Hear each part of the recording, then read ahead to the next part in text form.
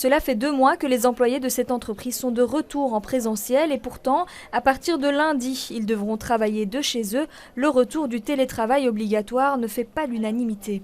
Écoutez, en tant qu'employé, ça nous a un peu surpris parce qu'on est un peu les seuls qui sont un peu accablés. Évidemment, moi je préfère rester ici sur place, avoir un contact avec les collègues, c'est toujours plus facile. Mais le retour du télétravail chamboule aussi toute l'organisation. Christelle est responsable des ressources humaines. Elle va devoir trouver des solutions.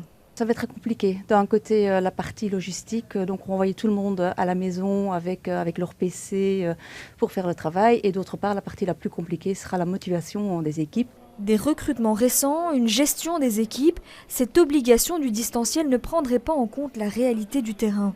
C'est pas du tout noir et blanc.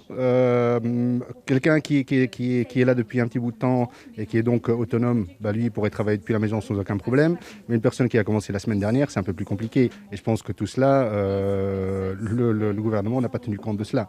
Je pense que les règles qui ont été mises ou les mesures qui ont été mises pour les boîtes de nuit auraient pu être beaucoup plus intéressantes pour les sociétés. Le télétravail devient obligatoire à partir de ce samedi 20 novembre et ce jusqu'au 13 décembre où ces jours passeront à 3.